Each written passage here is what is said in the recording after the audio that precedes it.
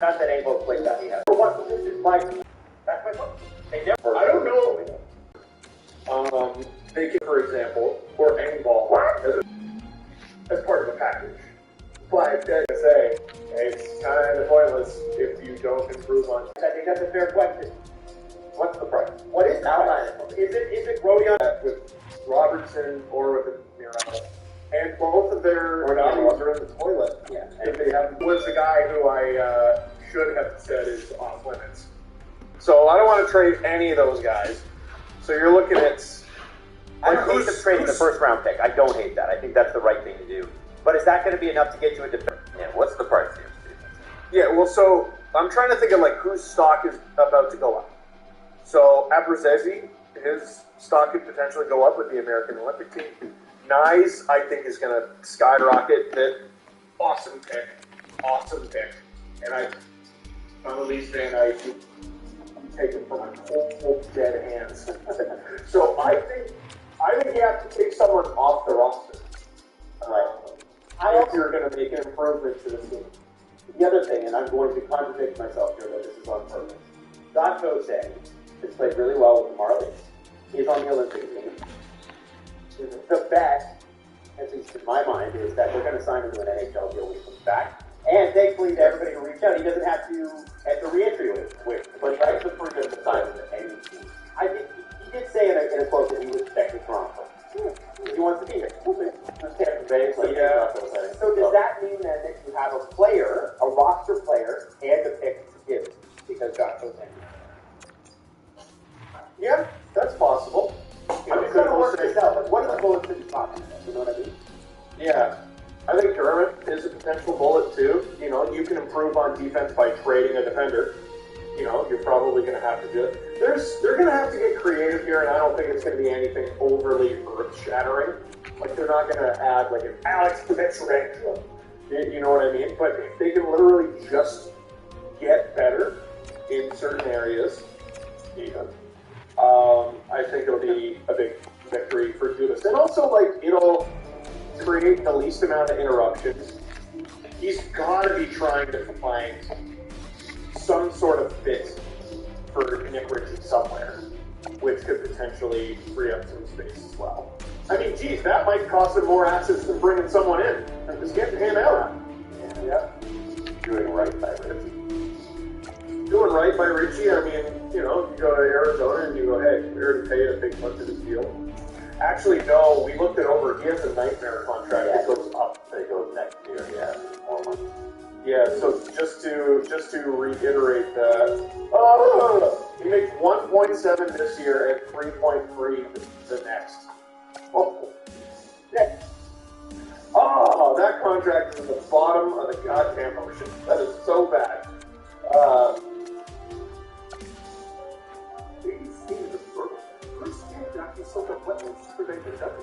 That's why campers have lockaway panels that lock wetness away. For this morning's slide, yesterday's battle. For last weekend's event, this icy hot contrast there. Icy that don't repay, hot till it knocks it away. Icy hot, rise from shame.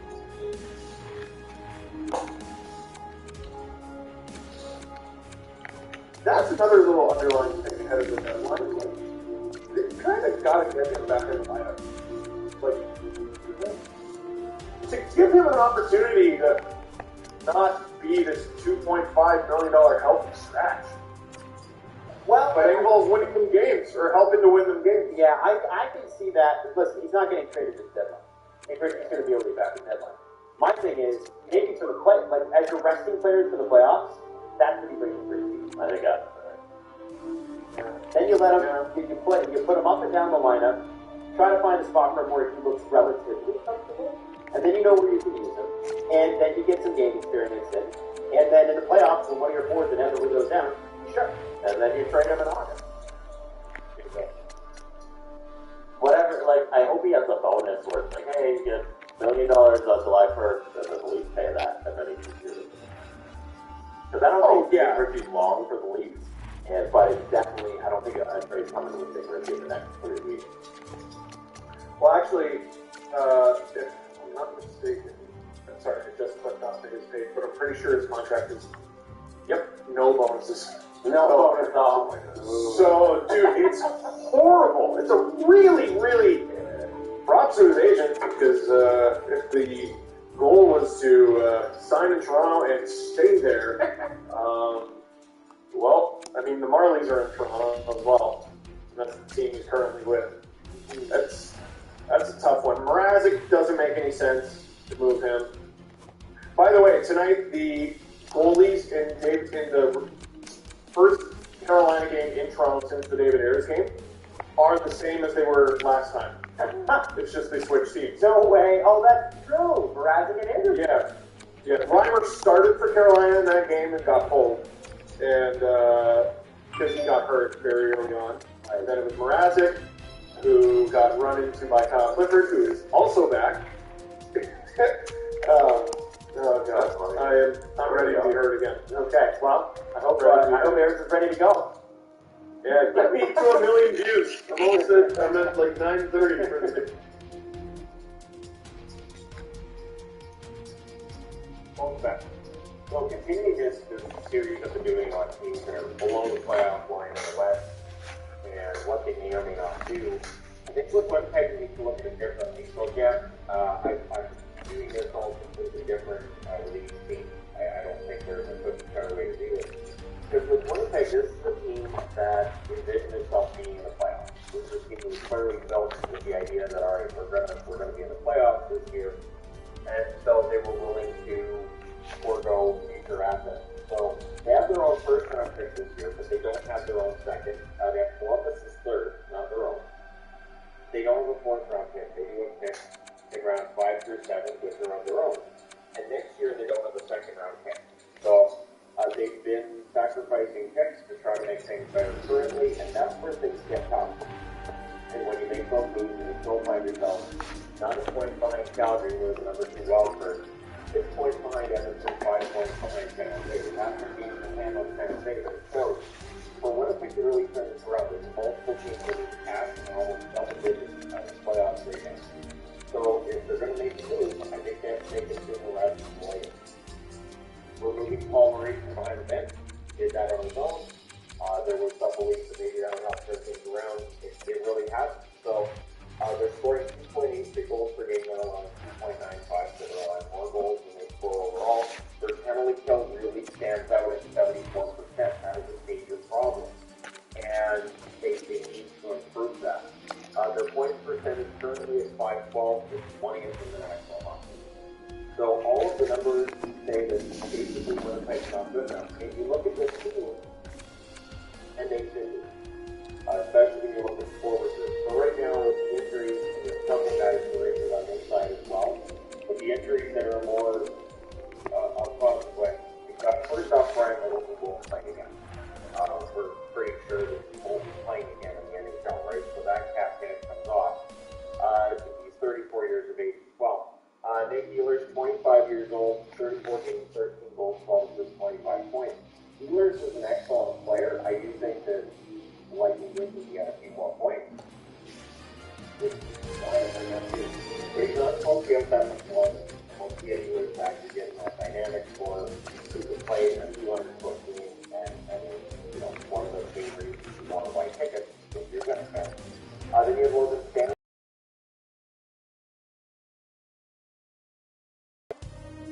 Then the 0 goals would tell you. But yeah, for Stanley, it's mostly about the defensive side of things. I don't think goal scoring is anything they were counting on troubles anyways. And he is one of the larger defensemen in the National Hockey League. Dylan DeMello, 28 years of age, 36 games, 1 goal, 2 assists, 4 points per DeMello. They do miss him when he does. If you can line that 74% of the penalty kill, largely with these guys in the lineup, 34 games, 35, 36. Then you have Dylan Sandberg, brought back to this, played 6 games, 2 assists, 23 years of age. Dave Cipolliu, who's a UFA this summer, 29 years of age, 19 games, 1 assist so far. Cipolliu likely ends up being let go by the Winnipeg Jets. But the question really comes in of, okay, so if they want to go for it, do they have space? At the deadline, they had $3,713,333, according to cap friendly.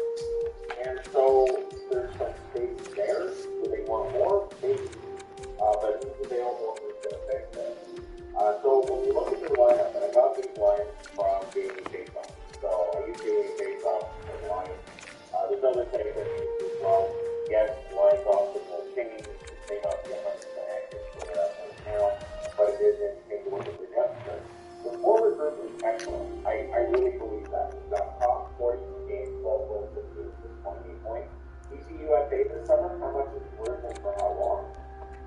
At 27, still in his prime, it's getting closer to 30, and at 30, we know that those contracts can get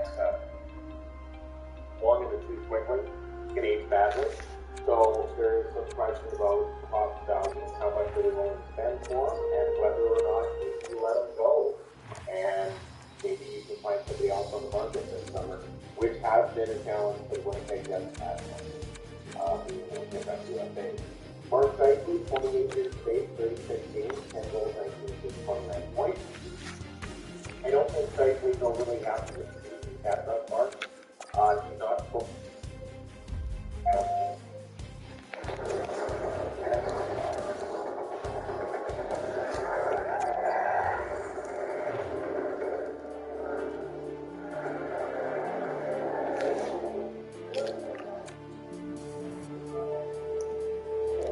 Don't click it, Mike. It's a scam.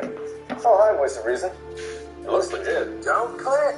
Listen to scoring at his usual point per game, 10 goals in 36 games. I don't think he'll be overly happy with that either. So strikingly, if he can really get his game going, that would go a long way to helping him maybe make up some of that distance off the plane. And then you have Blake Wheeler, who's a very divisive figure in and amongst hockey fans. The analytics crowd, don't know these fans. He's 35 years old, 28 games, 2 goals, 8 assists, 28 points. I am fine with Wheeler being on that line because I think they can put together 3 scoring lines on the time. So I think him being on line 1, I think it's semantics to argue about where he belongs in the lineup. Because I think the top 3 lines should get not the same ice time, obviously, but similar, especially the top 2 lines will likely get a lot of time. So Cal Connor, 25 years of age, 42 games, 25 goals, 20 assists, 45 points. Been arguably his best season. And if he ends up scoring, 50 is possible. It's possible. But 40 would be excellent. I think you have to with 40 or 45. And Connor has been the least of great returns. Pierre-Luc Dubois, much the same, 23 years of age. He's a restricted free agent. So likely going to be looking for a long-term deal. 42 games, 18 goals, 13 assists, 33 points. The points production's been a little bit uneven through the year, but that's standard with most players. And he's a good player. Looks like he's on pace for 30 goals, probably about 60 points. And I think he's going to get himself paid this summer. Then you have Cole Perfetti. Just the 12 games for him, 1 goal, 3 assists. He's 20 years of age. He has not looked out to play in the top 10. He is looking pretty darn solid. So when Ehlers comes back, that's going to probably Perfetti out of the top 6. I think you can put Perfetti on the 3rd line, and I don't think that's going to hurt the team with that. Then on line 3, you've got Gaffney, 31 games, 11 goals, 20 points. He's 36 years of age, he's a UFA to Southern. So, this is my question. If Winnipeg, at the deadline, most of where they're in the standings, and they may not have any of that self-claimed related to organization at that point in time. You move Gaffney, you look at moving Connor. And it's something that I wouldn't have even thought of, say, a year and a half, years ago. But yeah, depending on what he's looking for, I would think the Jets would sit down and talk to him about what the term and the money is, what the next one is. But that's where things will get interesting. Because you could get a pretty good haul for Andrew Copp. You could probably get a half-decent haul as well for Gaffney. He does have the 11 goals in 31 games. He's not scoring at the rate that he was in 5 years ago. So, yeah, Gaffney could very well end up being a potential one-up challenge. And I don't know at this point that a full-on sell is necessary or possible. A lot of this core is still pretty young, 4 3 weeks in their prime. Lowry, 42 games, 3 goals, 5 assists, 8 points. He provides you with that on-play work every game. And now Dad's behind the bench as the head coach, so he really has to make sure he's putting in work. Pagansky, 9 games, 25 years of age. He's a free agent this summer. He's in there because he's got Wheelers on the injury list. And so I would think that Wheelers got him there. Svechnikov is listed here as well as being an extra, but I don't Svechnikov is one of them again. Harkin, I like Harkin. He's 24, 41 games. games, 4 goals, 3 assists. Restricted free agent this summer. Won't get a huge raise either. I don't think Carson is Toninato, but he still has 37 games, 3 goals, 3 assists at this point. And again, it's a matter of if Winnipeg decides to sell, do you see them moving a few forwards out? Do you see them maybe giving a shot at one of the younger kids to come in and say, you know what, we're not going to make the playoffs anyways, we might as well, clear this out and see what we've got in the minors. That's the lineup, 22 years of age, 38 games, 2 goals, 133 points, restricted free agent this summer, won't get a big raise, doesn't have a whole lot of trade value either, so I would think they hold on to the trade deadline. And there might be some room to test that the line again. If they're outside the playoff picture, there might be room to test that the line a little bit more if you really want to see really what that upside is. Because then you have to summer about how you're going to get back into the playoffs. This is not a team that's going to be deal with that. So at most, what you're looking at here is just a quick, trade you guys out to get draft picks you don't currently have, and then look for years of age, 39 games, 1 goal, 10 assists, 12 points. The blue line is going to be getting a lot of flack for the 74% penalty kill. They're also going to get flack for the goal DX being a little bit higher than they like. How much of that rest of it is more, we'll see. You have Schmidt, 41 games, 2 goals, 8 assists, 20 points, and 30 years of age. Schmidt had a great bounce back here. I don't think he has the team boost. But again, we'll see, because it really depends on that playoff game. Enola, 4 games for him is 20 years of age, and the question becomes one of when does Ville Enola get an opportunity to play regularly in the Jets lineup, and if he's not going to get that opportunity, at what point do the Winnipeg Jets decide to move on from him, right? You don't want him in a situation where he doesn't have the value, but you don't want him in a situation either where he's faded, so he doesn't have the value. Young, 39 games, 2 goals, 15 assists, 18 points, 26 years of age. I don't think Young's played as well this year as last year, but still serviceable to top 4. You have Morrissey who belongs at the top of their list, but again, I don't know with the lineup that Bailey pays up for. Because if I change one, I'll cut it up. There's the video. All right.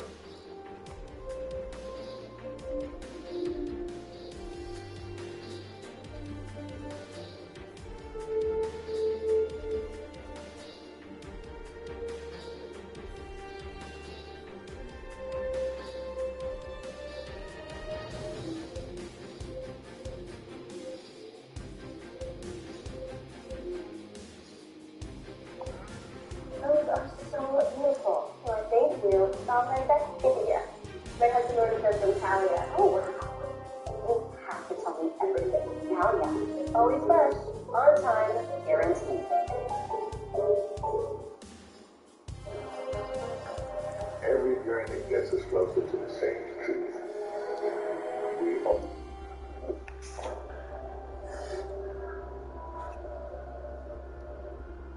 Alright, I'll apologize in advance because it appears to me, as I plan out today's show and topics that we're going to discuss, that today is going to be a very Canucks-centric day.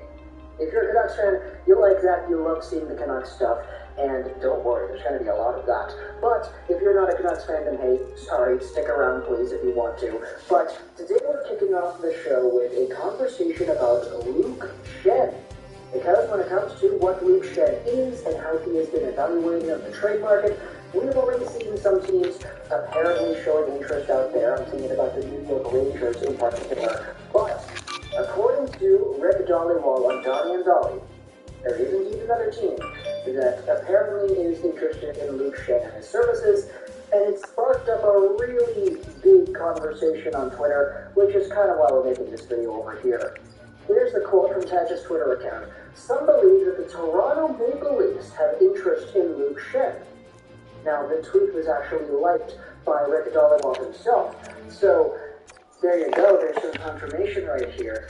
Luke Schenn, not only a target of the New York Rangers, but apparently a target of the Toronto Maple Leafs too, and the Toronto Maple Leafs are a very, very funny team to talk about in this context, because they're actually the team that drafted Shen all those years ago. It was 14 years ago, can you believe that? 2008 NHL entry draft, 5th overall. Luke Shen was drafted out of the WHL, so the Kelowna Rocket system, eventually making his way over to the Toronto Maple Leafs. He made his NHL debut immediately after getting drafted and was never really what the Toronto Maple Leafs wanted him to be. There were a lot of concerns about physicality, whether or not he actually was able to play the game that many Leafs fans wanted him to play, which was a physical, body-checking defenseman who could actually do some okay things with the puck as well. But Luke Shen was never really seen as the number one bona fide guy that he was supposed to be when he was drafted 5th overall. It's why he had made his way over to Philadelphia, eventually LA, Arizona, San Diego, Anaheim, and then Vancouver, Tampa Bay, and then Vancouver again. Luke Shen, though, this season has 9 points in 30 games played. Do the math on that. 9 to be 30 multiplied out by 82. He's on pace for a pretty solid 24-point year, which I get it, it's not the best in the world, but for what Luke Shen is right now, which is an $850,000 defenseman, going on till the end of next season, right-handed, and again, he can play a pretty good shutdown role with Quinn Hughes, you can't really go out there and expect anything more. And if you want to go over points, I mean, the guy has 3 points in his last 5 games, including an empty net goal. He also scored himself a very nice goal back in December, where he absolutely dangled the pants out of the Ottawa Senators. This is a guy that is as versatile as an $8,500,000 player could get. I don't really know why I said it like that. $850,000. Yeah, it gets difficult when you're dealing with dollar amounts that are under $1 million, because you can't just say 1.2 or 3.5 or whatever. He's making a significantly small amount of money compared to other NHL players, and for the caliber of talent that he provides, this is a pretty good, versatile option on the Canucks blue line that has been, honestly, somewhat of a better option than guys like Tucker Pullman and Travis Hamonic at times. It's kind of funny, but hey, Jim Benning went out there and got himself a depth player, less than $1 million, that is actually serviceable and that actually outplays a lot of the other more expensive options that he's acquired over the years. So, for Luke Shen being on the Vancouver Canucks blue line, he's shown off a great level of maturity and just kind of, knowing his place on the team and being able to say, all right, I'm not the hotshot 5th overall guy that I was supposed to be still. Like, I'm not supposed to be that number 1 defenseman anymore. I'm just going to go out there, do my role. I'll play with Hedman, I'll play with Hughes, I'll play with whoever it is they want to play with, and I'll let that guy do the things that a number 1 defenseman usually does. I'll be the shutdown guy. I'll be the guy that is usually the first man back. I'll be the guy in his own zone that is able to hold play up against the boards and wait for backup. He's a very solid defenseman who does make a few defensive lapses once in a while. We said this in the New York video as well, but Luke Shen will sometimes throw an errant pass up the middle that will get picked off, or sometimes he'll give it away in the corners when he's actually trying to throw it over to a teammate. He is not the most consistent guy in the world, and he's not the most fine-tuned guy in the world. But for what he is, $850,000 for another year. Like, you can't really get any better than this when it comes to depth options. And so, when it comes to the Toronto Maple Leafs going out there and getting this guy, going back to the team that initially drafted him 14 years ago, it does kind of pique my interest as to how exactly this could go down. Toronto's in a position where everybody's kind of saying, okay, defense. They're going after Josh Manson. They're going after other defenders, Jacob Chichrin, yada, yada, yada, Klingberg. And those guys are all pretty expensive options, and they would be pretty expensive options should you try to make a trade for them. Luke Shen, on the other hand, probably doesn't have the same price tag as a Sean Klingberg, nor does he have the same price tag as a Josh Manson. So from an asset management point of view, I can totally understand if your perspective is, okay, we need to save up on our assets. Kyle Dubas might be willing to go out there and trade away future, but I'm not. Let's go out there and try to get the most value pickups possible. And if that's a conversation you want to have, then I think Luke Shen goes in there and fits the bill pretty well. Now, I'll also say this, but there's been such a big conversation on Canucks Twitter as to what Luke Schenn should be worth on the open market that it's kind of funny to me how everybody has such a strong opinion here. This is one of the bigger ones that I've seen. It's immediately replying to the tweet by Tash. Only Luke Schenn for a first-round pick. He is too valuable to trade. The Canucks need Luke Schenn's locker room leadership and stability on the back end, not to mention his chemistry with Quinn Hughes. All that for pennies in the dollar, locked up for another year. And posted is the Baldwin Hockey Charts showing that Luke Schenn is, at the moment, a better hockey player than Ben Sherratt is when it comes to goals against and Corsi against and Corsi for and all that.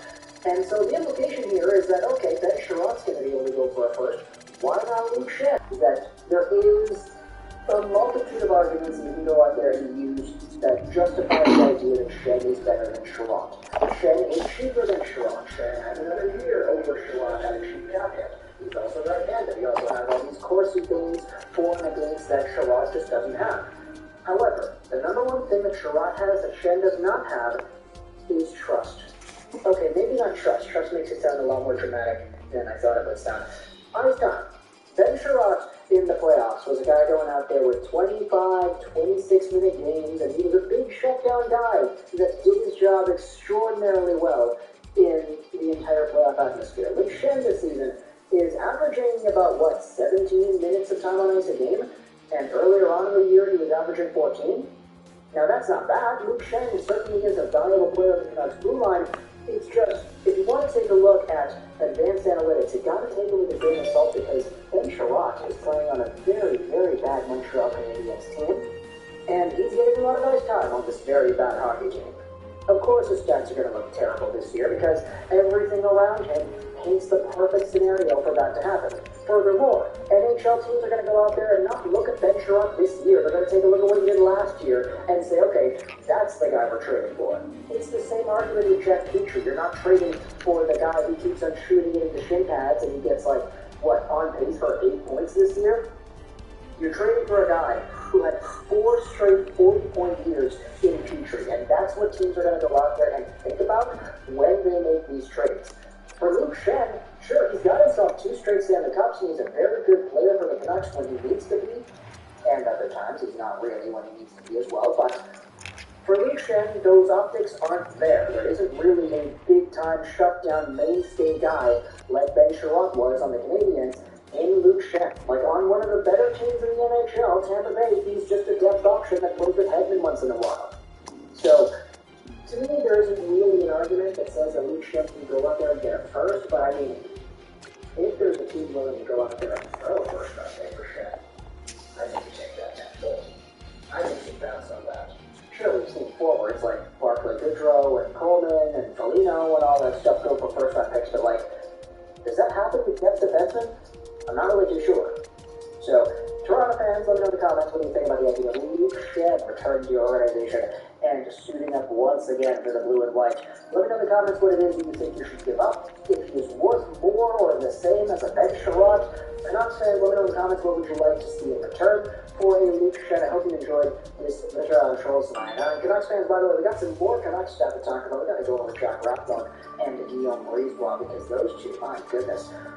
Anyways, that's the next video. So, yeah, outro, I already said that, and bye.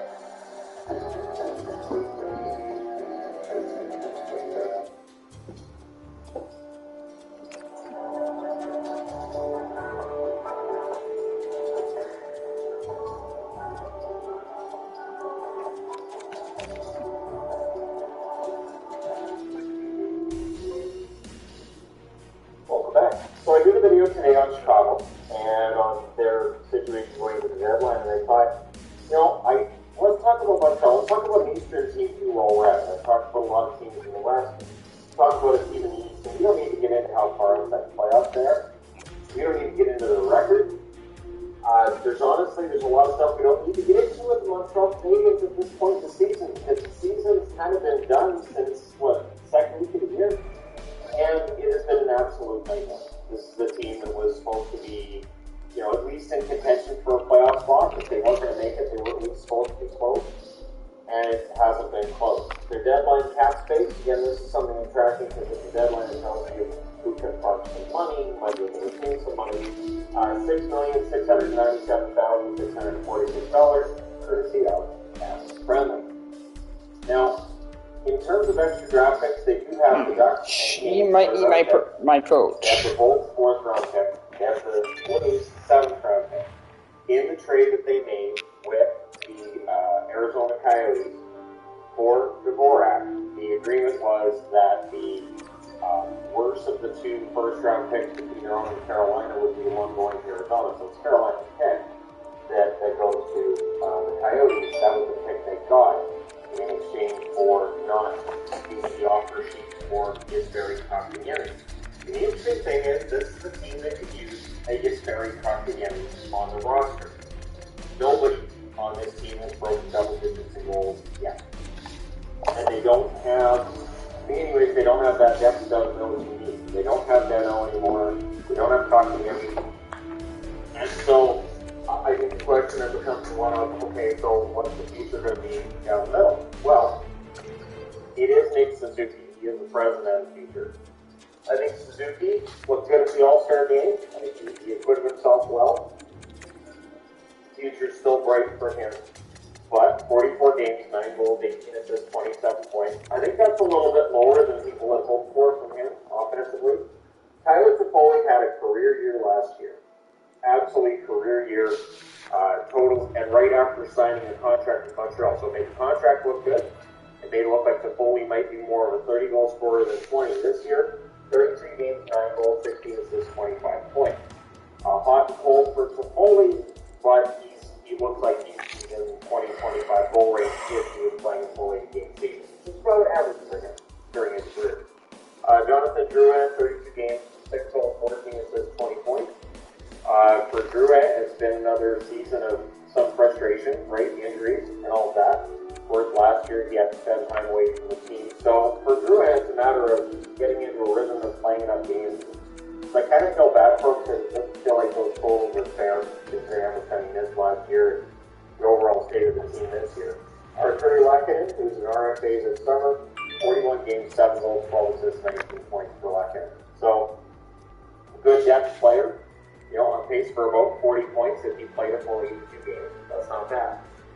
Josh Anderson, 33 games, 9 goals, 7 assists, 16 points at times. Excellent. And again, it's been a matter of just Montreal players not getting hot for long enough, often enough, and not collectively. Right? We haven't had that period yet in Montreal where everything's firing on all cylinders and they look really good. Dvorak, 34 games, 7 goals, 9 assists, 16 points. I need to sign him a right-handed DI thing. Or what Dano gave Montreal last season. And of course, giving up the first round pick, even if it's a late first rounder, it could be 32nd.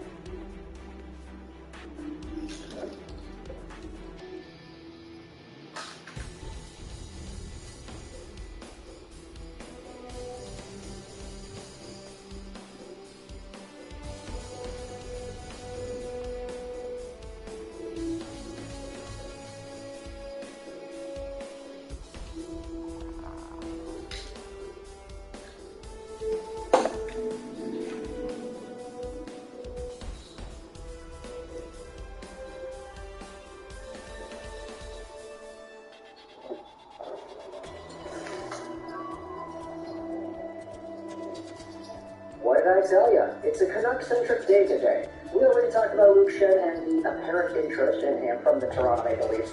This video is going over the Abbey Canucks and what's been going on over there. And then, of course, we have Vancouver, Arizona later in the night. We're going to make a post-game video about that if there is anything to talk about.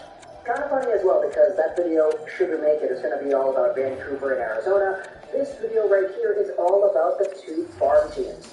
Last night, the Abbotsford Canucks went out there and they played themselves the Tucson Roadrunners. Man, I've got some great memories of Tucson.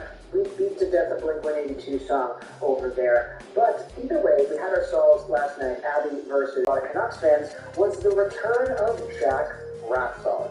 Now, there was a little bit of conversation going around as to what the plan would be for the Canucks blue line because As we know, Quinn Hughes being out with protocol is very unfortunate. He's going to miss about 3 games-ish before coming back, hopefully against San Jose. And because the Vancouver Canucks are now down their number 1 dynamic, offensively productive defenseman who quarterbacks a power play, who does everything right in the offensive zone pretty much, it sparks up a conversation as to who's going to come in here and who's going to replace that. Now, as I said in the video yesterday, talking about Quinn Hughes getting removed from the lineup, you can't replace that. It's very difficult to replace that. Is OEL good enough to do that? I'm not too sure. He believes that he can. He said in the press conference yesterday, yeah, it's going to be tough, but I'm going to try to step up to the task. But there is indeed another Canucks defenseman whose offensive prowess has been quite noteworthy throughout his past few years of development, and it is indeed that Jack Rathbone. Now, Rathbone, if you don't know who this guy is, because he was drafted as a Canucks guy in 2017 in the 4th round, so he's not really the most, highly profiled guy out there. He was fantastic with Harvard in the NCAA as an offensive defenseman. He played with the Canucks last year. He played with the Canucks this year as well. He has had himself a pretty interesting development path as a 4th round guy. You don't usually see 4th round guys being as good as Rathbone was in the NCAA and in the AHL. Sure, he had 0 points in the 9 games played he had in Vancouver, but who cares? We all know he's got so much more to prove at the NHL level, and plus he kind of joined the team when their defense was riddled with injuries left and right, so it was kind of a desperation thing. The team wasn't really doing all too well. It wasn't his fault that he went out there with 0 points. Either way, though, in the AHL, he actually had himself his returning game last night. Now, because he was entering the Abbotsford Canucks lineup, and Quinn Hughes at the same time was exiting the Vancouver Canucks lineup, there were a few people going out there saying, okay, now that Hughes is out and Rathbone's back, it's easy, right? Just take Rathbone, cut and paste him over onto the main Canucks squad, and we'll see him go out there and play. Well, it wasn't really that easy in the minds of the people running the Canucks, because yesterday we had ourselves Noah Juleson, Ashton Sautner, and Kyle Burrows, who were a part of the Canucks' first practice after the All-Star break. Rick Dhaliwal said this: "As I said on Donnie and Dolly this morning, it will not be Rathbone. They want him to play.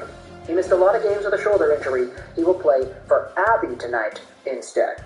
And he also had comments from Boudreau himself. The reason why we didn't call up Rathbone this time is because our strength is defense. In the end, we'll probably use him, but I've heard a lot of great things about him. He also added that the club wanted a more defensive defenseman at this time, but that Rathbone will eventually get his shot. And yeah, that's a fair perspective. Going out there and saying, Rathbone, you missed so much time, you've only played however many games it is on the year.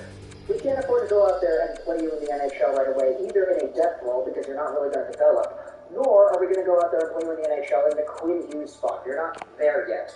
So go back to the AHL, spend some more time with Abby, and be the number 1 guy over there, because he hadn't really played out too much.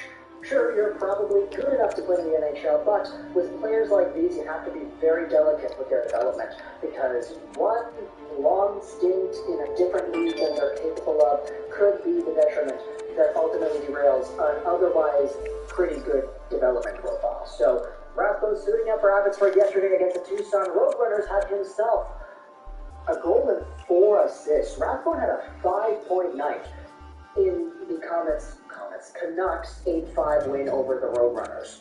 And he started things off very quickly. It's Sheldon Dries. 3 minutes into the first period, he gets himself a pass from Rathbone. He breaks into the zone, comes in, he shoots it, and he scores it. 4 minutes later, it was Jack Rathbone on the power play, who absolutely one times a shot from the right face-off circle-ish area, and it gets right by the goaltender, making it 2-1 over there. Rathbone then put up 3 more assists as the game went on, as the Canucks won 8-5, and I mean, what else is there to say about that? Like, he comes back here from a shoulder injury in the best way possible, puts up 5 points on the night, and his total point production metric now is 14 points in 15 games played in the Abbotsford Canucks system, and 6 points in his last 5 games, 10 points in his last 10. Now, of course, the sample size has been taken from before he was sidelined with a shoulder injury as well, so it's not really the most linear thing to keep track of, but it still is very good to see, especially for a guy doing what he is doing at 22 years old. This is what a pro scout said in Abbey tonight on Rathbone's 5-point game. Lots of jump with the puck tonight. He rushed it more, created lots of offense with Sheldon Rathbone, who was also very good tonight. Rathbone defensively needs to get stronger around his net, but you can see see the impact he could have. Donovan also said that Patrick Alvin was at the game too, so there you go, good connections right there. He's making just under $1 million, and this contract does expire at the end of his season, so the Canucks will need to re-sign. I'm a man of fortune.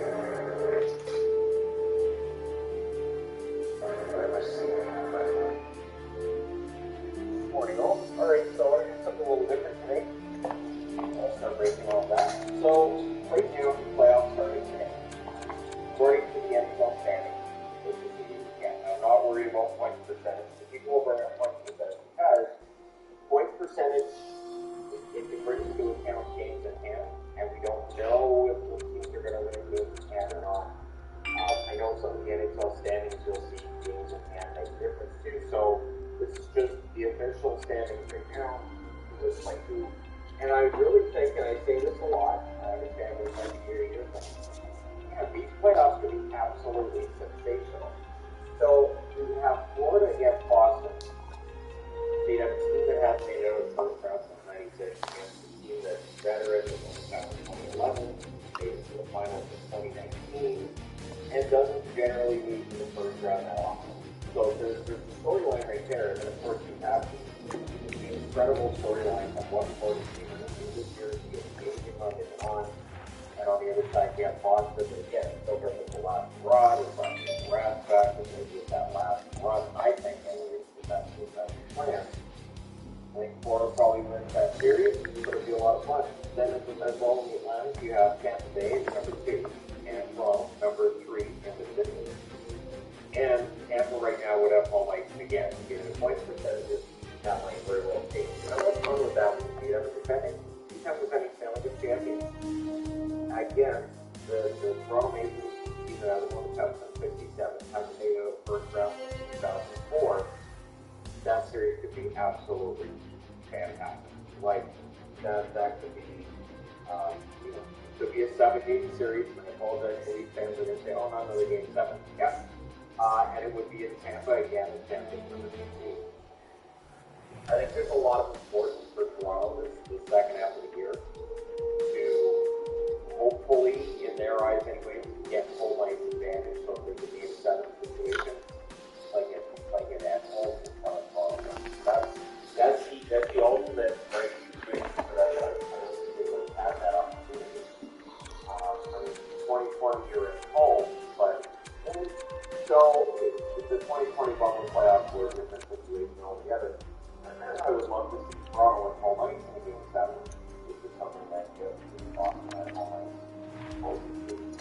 So, yeah, we'll see what happens with that. I think that would be a really fun series when that comes back. Also, this is the other one in the Metropolitan Carolina against the first wild card, and then one wild card.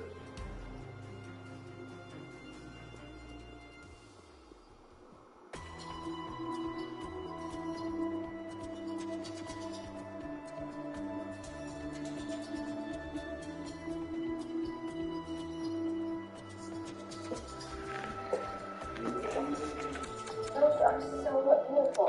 Well, thank you. Fantastic. My husband ordered them from Canada. Oh, wow. You have to tell me everything. Italia. Always fresh. All the time. Guaranteed.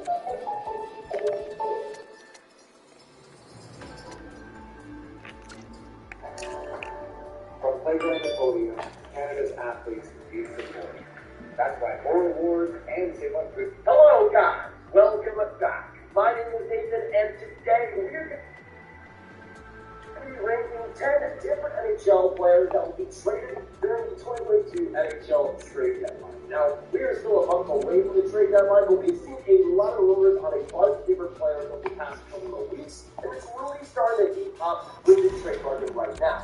But when it comes to trade deadline this year, who will be the biggest players through and welcome the trade and watch till the end for all of the trade rumors with all the rankings, and make sure that subscribe on if you are new. 55% of the people that are watching are not subscribed. If you like gossip, if you like NHL trade, this channel is the place to be.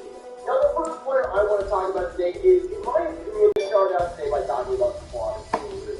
Now, Quantrill is a fascinating one. He's around $8 million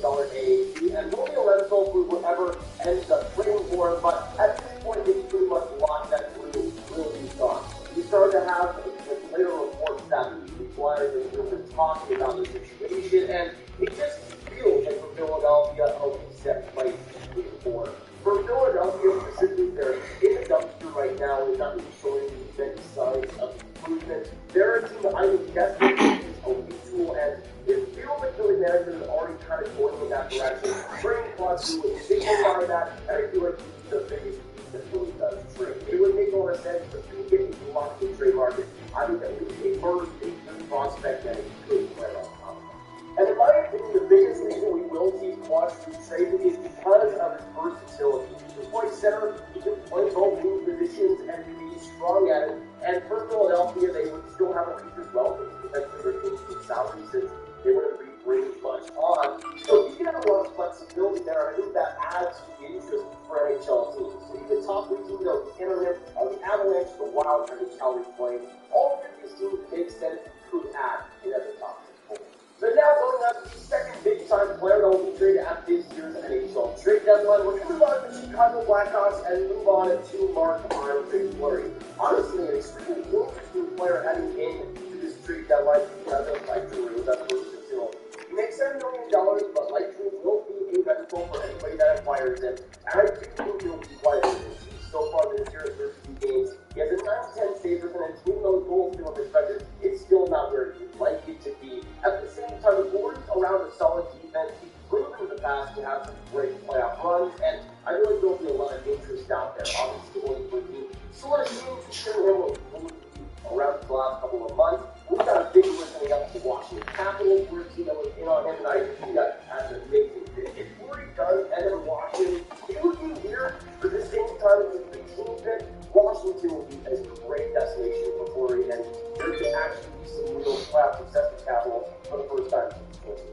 We're going to move on to the third big-time player that I will be traded at this year's deadline. Now, this is a guy that I think could maybe be dealt earlier, but right around the same time that we're all expecting. Coming in number 3, I have the Vancouver Canucks, Connor Garland. Now, I bet you were expecting me to say JT Miller, but I feel like Connor Garland at this point might actually be way more likely to be dealt than JT Miller. We've been getting a lot of rumors about JT Miller and Connor Garland in the past couple of days, a lot of which is kind of signaling towards Garland being the odd man out. Now, the big thing when it comes to JT Miller is a big organizational discrepancy.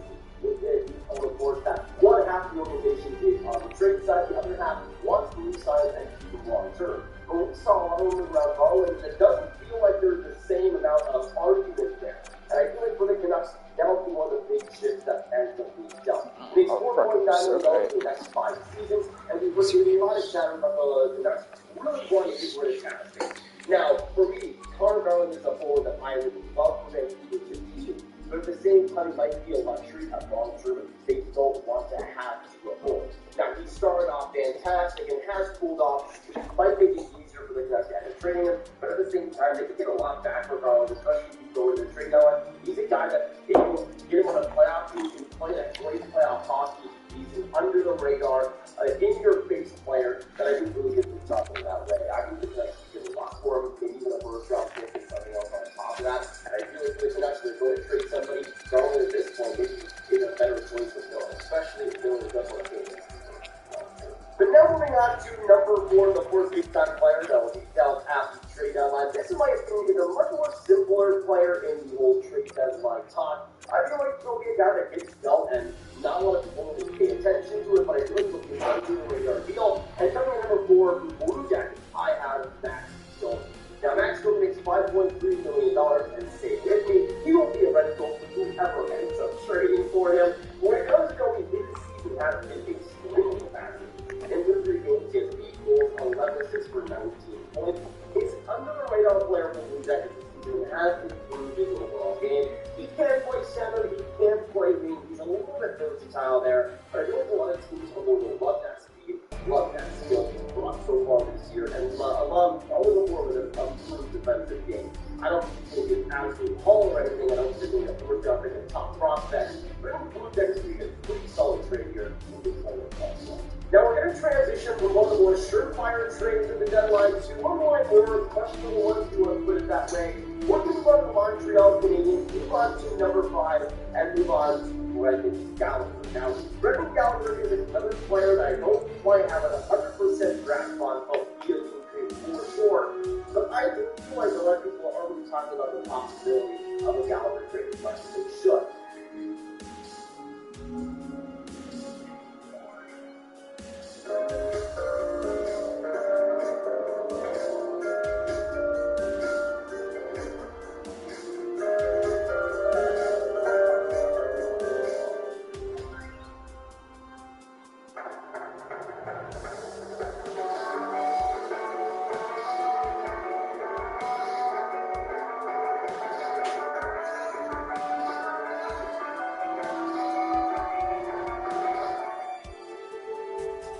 When it comes to Gallagher, really the main thing that is holding back a deal is his contract.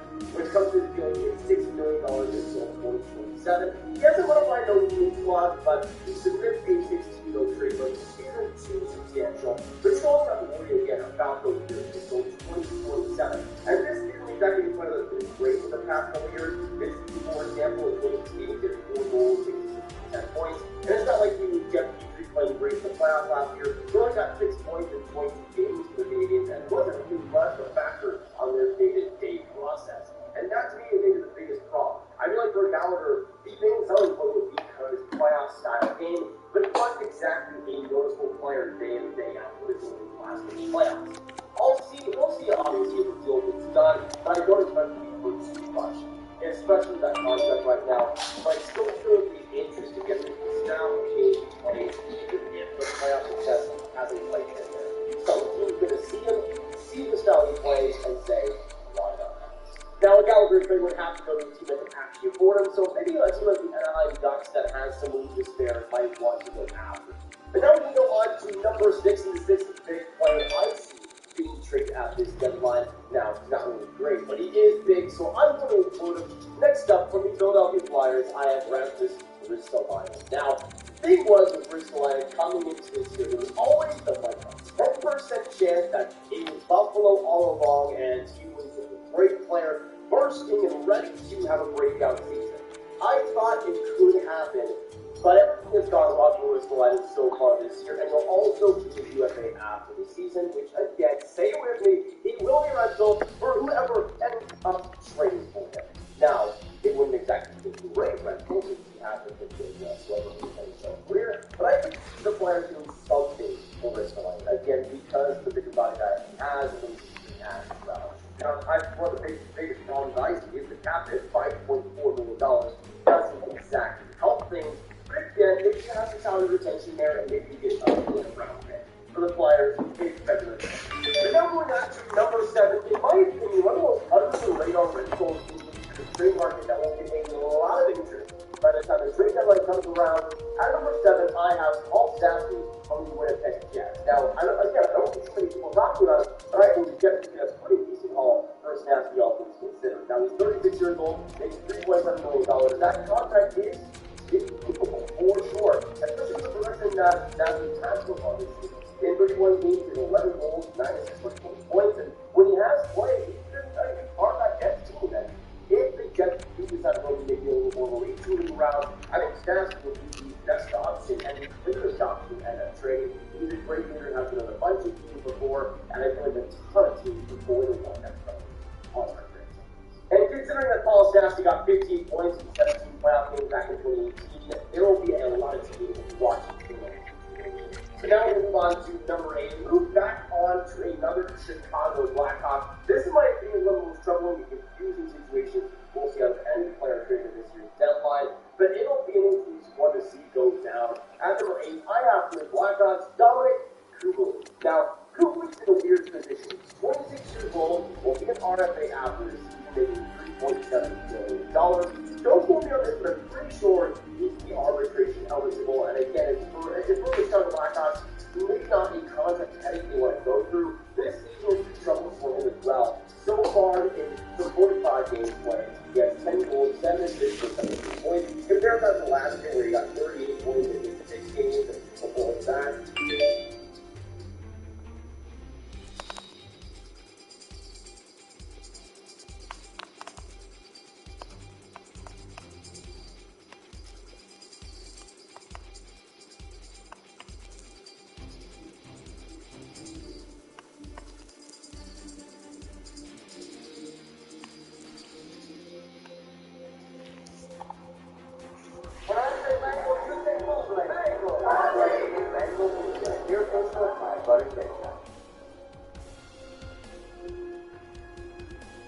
Discover the Elantra with proven for both sides. Standard after car play, and different speed. One-stop collision. Let's see what's the first topic that comes up here. Alright. What do you know about Pat Verbeek, the newest general manager of the Anaheim Ducks? That was announced today, Thursday. I What I know about him is that he spent a long time working with Steve Eiserman, and that's been a pretty good education. A key part of the front office there that really turned that organization into what it is today. Julian Breedlove got his name on the cup, but Steve Eiserman's handprint for all of that cup in terms of building the lighting organization in a position where they could win it. He's more recently went back to Detroit with Eiserman, and this is what we would call a traditional GM hire. A long-time player who transitioned into a long career in the front office, and did an excellent job from what I've been told on his interview to come out as the winner in Anaheim. And this is an interesting job, right? Because it's quite different than say like Kent Hughes in Montreal taking over the 32nd place team in the league. Anaheim's having an unexpectedly strong season. They've kind of, I don't know if they're fully through their rebuild, but they're certainly at the late stages of what we call the rebuild. The last couple of years have been hard, but they drafted some good young players, and they're starting to see the fruits of that labor. They got Mason McTavish coming soon. He's over right now in Beijing playing for Team Canada at the Olympics, but there's a pipeline that's been built up, and there's already some on-ice success, and so he's not coming. Usually in these, especially getting hired mid-season, you're usually coming in for the teardown. Quite honestly, that's typically the circumstances here. Now, for Bob Murray, his predecessor, stepped aside, acknowledged he did a drinking issue at the time, and so it's little different circumstances to take that job, and so I think that has experience for so long. I think it's 12 years he worked alongside Eiserman. It's going to serve them well, and they were looking at sort of different candidates. I guess those that haven't maybe win at the top of the list. They did also interview Jason Botterill, who was a GM in Buffalo and currently the assistant GM in Seattle, under his part of this process. So, I think that there's some really intriguing quick decisions for Pete's going to make, Julian. He's got three pretty notable UFAs, Hampus Lindell, Josh Manson, and Rickard Raquel. He's got a team that's right at the playoff marker, basically, right flirting in the playoff race. And he's got does he resign those players? Does he trade them for future assets? Because this is a rebuild still. Does he maybe acquire guys at the deadline? He's going to hit the treadmill with it already on, 7 to 6 miles an hour or whatever. He's jumping on and going into, he's got to get his legs pumping. So it'll be an interesting honor, and I think it'll be a busy first few months for the other jobs there. So his nickname was the Little Ball of Hate. Do I have that right? You do have that right. Yeah. I don't know him well personally, but I think that tells you maybe that his personality on the ice back in the day. Okay. The next one I just pulled up here. We talked about this topic earlier this week, and then people got mad at us at our clickbait title of Austin going to Arizona. Don't necessarily think it's going to happen, but whatever. NHL execs are not happy with Arizona's proposal to play at Arizona State University. What have we heard about it from others? I think it's the players themselves that get most upset, and not because the rate pieces or anything, but players and owners share in hockey-related revenues, money that's made off of hockey, like selling tickets and popcorn and beer and parking spots and everything that goes around it. And what the towns aren't going to be able to do at Arizona State University is sell many of those things because it doesn't have the inventory. There's only 5,000 seats. I believe it's 16 boxes, whereas some arenas are between like 40, 80 boxes, for companies and hosting there, and those sort of premium opportunities to make money in an organization. So, what it's going to do, I understand why they're doing it from the Coyotes' perspective, but the plan they have for Tempe, if they can get it through, is outstanding. I've actually seen some of what's proposed there in terms of the whole area around it that can be developed with restaurants and shops and condos and things that people want to live. It's really pretty impressive. Tempe is close to downtown Phoenix. It's in a better location than where they've been playing since 2003. I think it would be a lifeline if they could get that arena built, and it's a depth still at this point. I think we could probably once and for all end the discussion of the future there, at least for a good amount of time, because I do think it would give them a lot of chances to make money. But anyway, the short term is not that short. It's 3 to 4 years they're looking at playing at Arizona State University. So yeah, there's other people that are snickering about the idea. 10,000 seats less than you have in Winnipeg, which is the smallest arena currently right now. So it's significant. That is going to be lost revenue. There's no way around it. Now, there's not a lot of other opportunities for places to play. I should imagine in most cities, it's not like multiple 20,000 seat venues in too many cities. I'm sure in New York or something you can find that, but easy to move a home within the same city if you're not building it. And so, the Coyotes are in a spot, and I think it's the players that should probably be most upset because they actually do it with the CBA. They don't really have, there's not much recourse you need to have. The players are thinking of the stuff they get blamed, and sure we raise privately as an issue, but it's not public bill that much they can do. And so, less money into the league is less money on the paychecks of the guys who play the game. You mentioned the Winnipeg Jets. This is just more of a mental note for myself. Between the next episode that we do and the one after, we got to find time to talk about the Jets because it feels as if they've been in free fall mode for the last little while. Yeah, and Mark Scheifele he's taking a lot of heat in that market and struggling with his play right now. And so you're right. Let's dig in there maybe on Monday. Absolutely. All right, this next one. You mentioned Ken Hughes earlier. Ken Hughes recently discussed it just when John came with a few outlets and the press has talked to him and the Athletic has talked to him as well. Of some of the players who have been rumored to be on their way out, guys like Kevin Petrie or Ben Sherrod, who's actually seen leaving ahead of the trade deadline. Sherrod, 100%. There's significant interest in him already in the marketplace. I think that you'll see the Canadians get something like the David Savard return for him, which I believe was a first and a fourth round pick, I want to say. But anyway, it was more than a first with what Columbus got from Tampa. As part of that deal, he only makes $3.5 million on the cap, which is less than some of the other defensemen out there. The Canadians are willing to eat 50% of the contract, so that makes him, for contenders that are having cap gymnastics to perform, to bring in anyone, that's a big positive for them. Petrie's an interesting case. Like, at this point, I don't get the sense he's asked for a trade, but I do think he's open to a trade. And, he's got a couple years left on his deal, a little over $6 million, so it's a difficult contract in the sense that his play this year has really been off. It's something, he was a borderline Norris candidate last year, honestly, and this year, nothing's working. And some scouts I've spoken to, I actually think it's just kind of the situation as far as sports in Montreal, that some of it is just everything went on the team. I've said this to you before, but the Canadians obviously made some bad personnel moves in the summer, but what's gone wrong to put them in this situation too, is to be this far down the standings, have this few wins. And that takes a toll on a veteran player, right? Like Jeff Petrie, he's on the back nine in terms of how many years he's got left to play. He played the Stanley Cup final in June and July, and all of a sudden now he's on the last place team. And so, I do think that whoever gets him will get a good player, even though the results haven't been there for him this season.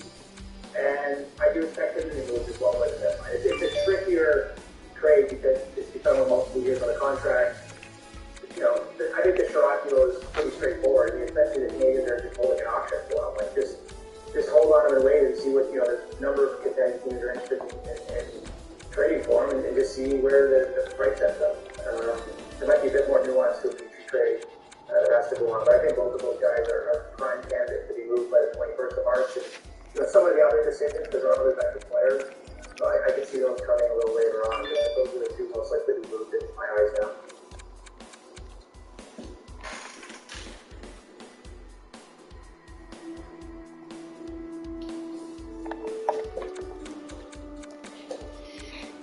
Wherever you choose to have your next adventure, go Avion and fly on any airline, any flight, anytime. Welcome back. Yesterday I talked about Vancouver and how their trade deadline, what they might look to move, and what might end up being good moves for them, or what might have more trade value in terms of the players and whatnot. With Seattle, it's a little more clear cut though. This is a team that absolutely will not be in the playoffs this year. They are currently 18 points back in Calgary. They've played 4 more games in Calgary. So, the inaugural season, and I've got all these really fun magnets made up for the first season, and the Seattle fans likely won't want to look back on the inaugural season unless they do something really smart at the deadline, and we look back next year and say, wow, as bad as the year was for them on the ice, what they did off the ice was smart in terms of how they planned this out, and now things are better. So this is about looking to next season. Now, the salary cap is this odd piece. Every team now has a capology, and this is why. So we look at how much cap space a team might have on any given day, and we say, okay, the team has $1 million, right? Right now, the roster is worth $81 million, $81.5 million is the salary cap, so they have $500,000 cap space. But you accrue cap space over the year, you put guys on IR, everything, and when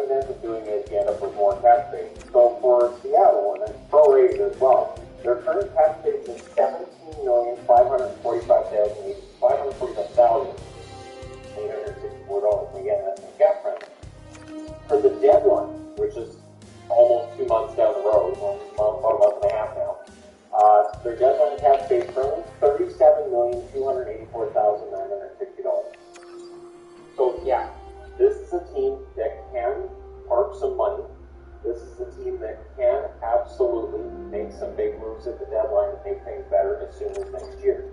Remember, they're going to have veneers soon enough, and they're going to have a top draft pick in this year's draft.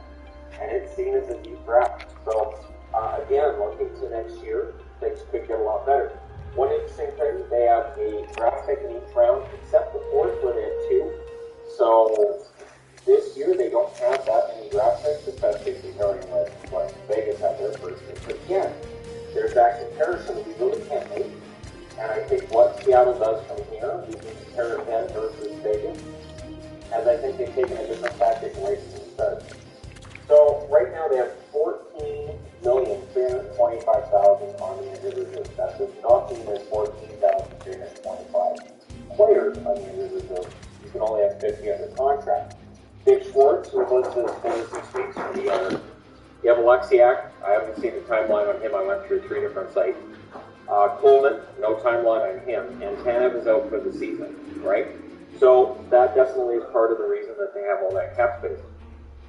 Susie is seen as week to week, so there's more cap space there as well. Now, it's interesting because there are a number of players who are unrestricted free agents this summer. There are a number of players who are restricted free agents this summer too. So we'll start at the top. Eric McCann, 41 games, 19 goals, 11 assists, 30 points. He's a restricted free agent with arbitration rights this summer. So the question becomes, he's having his best year. Are you sitting down with him to talk to him about a long-term extension? And if that's the case, is he wanting to stay in Seattle long-term? And if he's not, then do you move him? And where do you move him to, and what do you ask for back? So I think McCann stays. I can't see them trading him, but if a team comes in and makes a fantastic offer, right? Everly, 44 games, 12 goals, 14 assists, 26 points. It has been an up and down year for Everly. At times he looks great, and he struggles at times as well, which has been the storyline throughout his career. Happened in Edmonton, happened with the Islanders, now it's happening in Seattle. Yanni Gourde, 38 games, 10 goals, 13 assists, 23 points.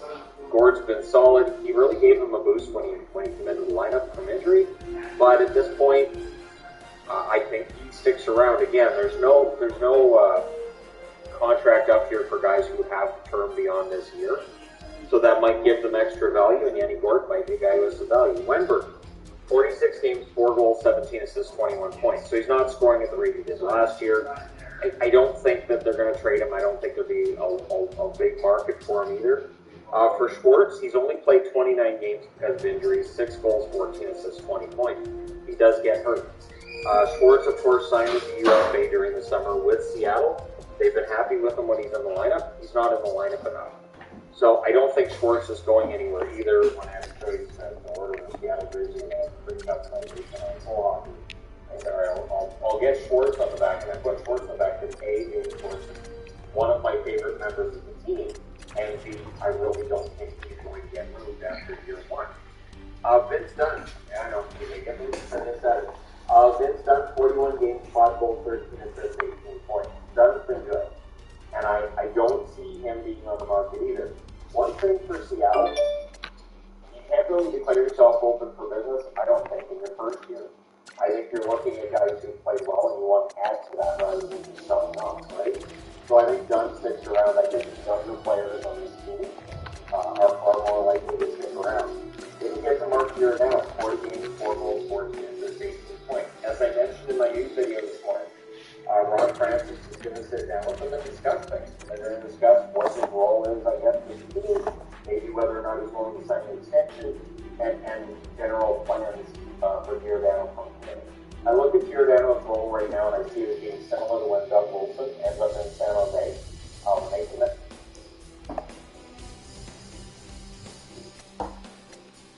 How does he form with an active family?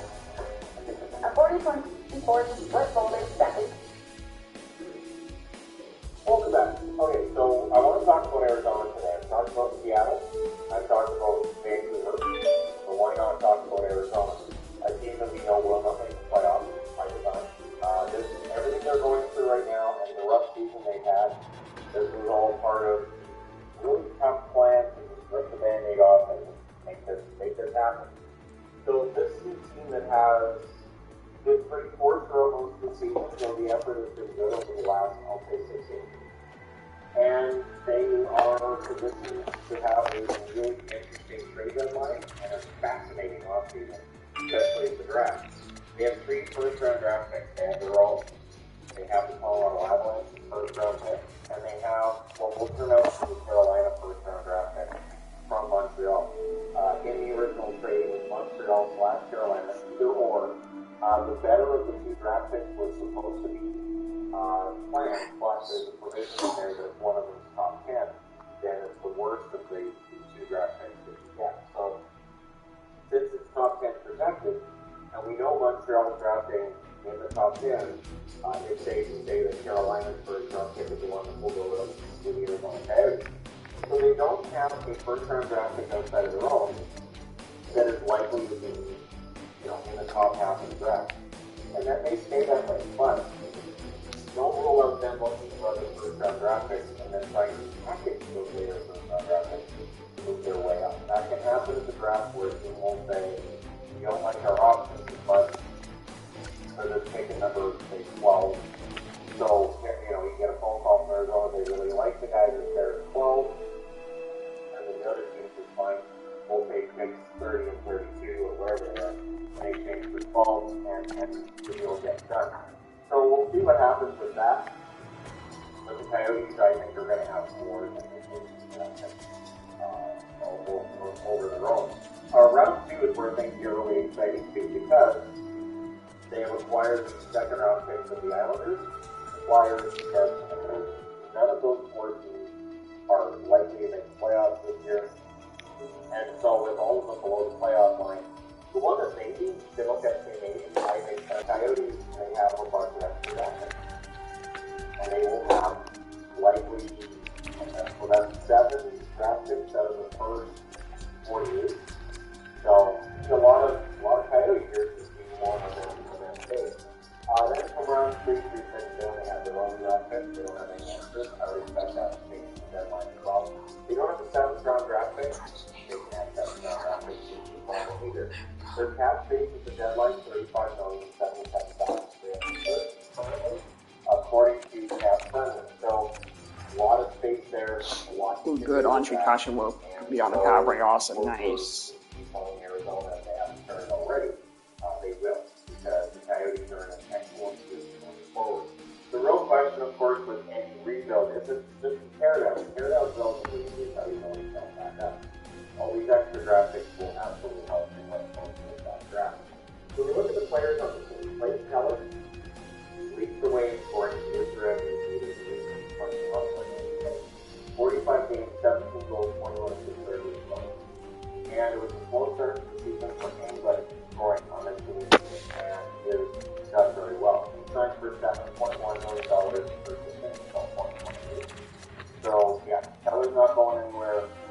He is one of the players that Arizona faces that they can pick one. Phil Kessel, 45 games, 5 goals, 24 assists, 21 points. He's our favorite someone. He, of course, is chasing that Ironman streak as well. And I would expect Kessel to get moved. I'm not sure where, but he will have control over where he goes. I think contending teams will be interested in Kessel because the responsibility to get him on your team, it could be like Jeff Carter going from LA to Pittsburgh. It could really rejuvenate his career. And when you get into the playoffs, Phil Kessel can be very good in the playoffs. He's done that in Pittsburgh. That's be excellent in the playoffs. So we chose who has not. And could he end up going to a Boston or a Toronto if they can figure out the money to make sure he's not great? Shane Dawson's there. He has taken a contract which looks cumbersome in the offseason through a very good first half of the season for Arizona. He's made that cap hit unreasonable. 45 games played, 8 goals, 26 points, 8 points. His cap hit $4.5 million, and that extends to the next season. So he has term, and I don't think the cap hit is recent. I think the cap hit's not bad. And again, in the offseason, it didn't look great.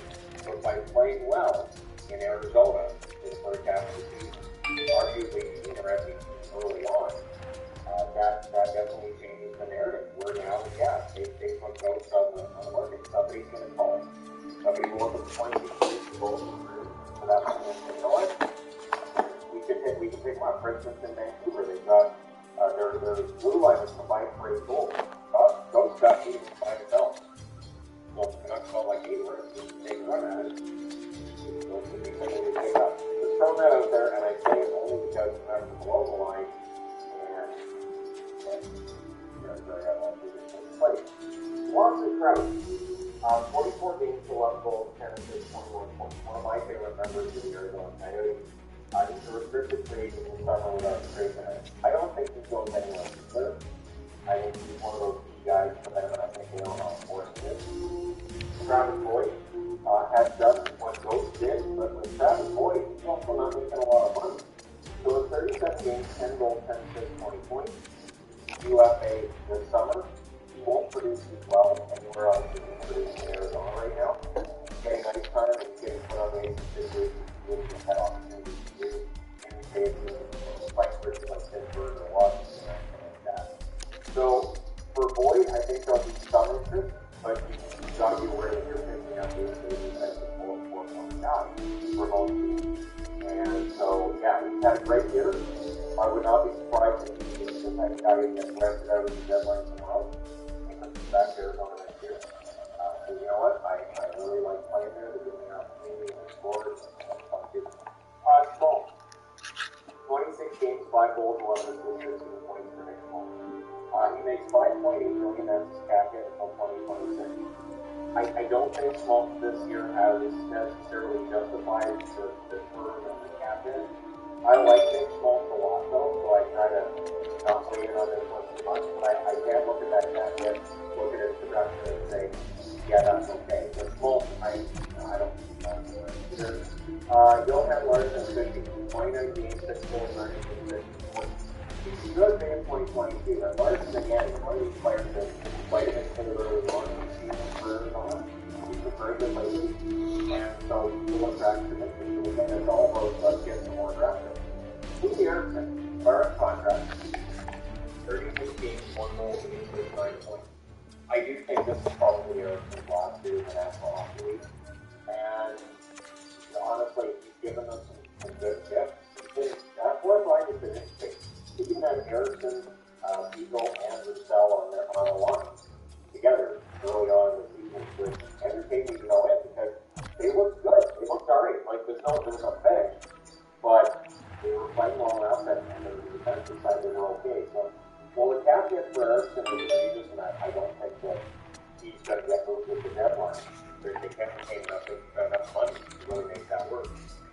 They already got from Vancouver what they needed in terms of assets. They got the first round of last year, they got the second round this year. They're quite happy. And they got the Erickson contract, Erickson Larsson contract off their book. Erickson actually in Minnesota. Erickson Larsson is the one that was awesome. So Erickson Larsson, they got that contract off the book. And so they took on a bunch of money from Vancouver guys who made it Andrew Ladd, 37 games, 6 goals, 36, 9 points. It's nice to see back in the NHL. He makes $5.5 million until next year. So I don't think Ladd necessarily moves either, because even though he's been in the NHL this year and he's played decently, it still is not worth the $5.5 million cap hit. So Ladd probably stays in Arizona through the deadline, I would think. John Samuel, 25 games, 2 goals, 5 assists, 7 points. He's had, I think in back-to-back games he's had goals, but 7 points in 25 games. I just don't think those are on the market. But when a guy's on the starting contract, he might be able to have that 7 round pick deal. Strowman, 37 games, 2 goals, 5 assists, 7 points. UFA this summer as well. That's another contract they picked up. And just one of those, yeah, we'll do you favors, but you gotta know these things, you gotta know his contract and all that too. And they've done that very well. So Strowman has been okay. Not sensational, but he's been okay. And so probably stays at the deadline. Pitcher, 37 games, 3 goals, 4 assists, 7 points. He's been on this summer without trading tonight. And the $1 million cap hit is fine. This has been traveling around the net. And it's too bad. It's not a lot of point out. So the 3 goals in 37 games is kind of the top six potential probably is there for him. And it's too bad because you can see the talent is there. Maybe gets better year next year, maybe second half of the season. You look at the Blue Jays. USA this summer, 43 games and 7 assists. I would not be surprised to see them get into that way. And I say that because I think he provides enough defensively. And on the physical side, I think there'll be some interest. I don't know how much, but I think there's some interest. Ryan DeZinkle, USA this summer is not been a great year for DeZinkle. 23 games, 4 goals, 2 assists, 6 points. I think signing in Arizona, get that opportunity, and might be able to make a career back like Travis Boyd, like Alex Garrett, who was going to trade. Really hasn't worked for DeZinkle. So, DeZinkle's one of those ones. I mean, I'm looking at all these guys and looking at how many of them might be at the NHL next year. And I think DeZinkle's one of the guys that I don't know. It's tough to figure out when a guy through international hockey level will pause, maybe, if he didn't need help for years and that, or what happened. Barrett Hayden, 26 games, 2 goals, 4 assists, 6 points. He's been RFA this coming summer. For Hayden, it's been not the kind of year that I think he envisioned or Arizona would have envisioned for him. I still think Hayden's got some upside. I don't know how much so. Antoine Roussel, 37 games, 3 goals, 2 assists, 5 points. I think that there'll be a team that needs a lot of things forward. I think his contract means Arizona has to retain. But with how deadline cap space works, it's possible you can find a favor for Roussel. Somebody who figures they that physicality in their bottom six. And he can spot the odd goal here and there and get the point. And I think there'll be something there. Nice Mail is a restricted free agent this summer, a restricted rate, 3 goals and 2 assists and 36 games. On his total, but I think he's played well enough for them this year. Yanis Moser, 18 games, 3 goals, 2 assists, 5 points. Moser's been good. Moser flat out has been a pretty good guy for them, and I think he's going to remain part of the team going into this year. And I'll say the same with Capital Bianco. I think there's not much out there that sticks around. Through next season, 20 games, 2 goals, 3 assists, 5 points. Restricted free agent this summer with arbitration rate. Campbell, 14 games, 4 assists. RFA this summer, arbitration rate. Liam O'Brien could very well bet 2 games, 6 and 7. 32 games, 2 goals, 1 assist, 3 points. I believe the first NHL that is using 10 fights. Fight. And that's the thing. Fight. He's not the kind of leader that it feels like hurts when he's not, working the physical side of the game. And so I think we'll need to there. Riley Nash, who of course was picked up on the waiver wire, 13 games, 2 assists. USA this summer was the that's 5 and 2 with the deadline. Again, that 7th round pick they don't have. Some of the guys can afford to give them for 7th round pick leading in the pick. The D3 asking would still be his most odd finding at all. This past offseason. I think USA this coming summer has 1 assist in 1 game. I still do not understand why they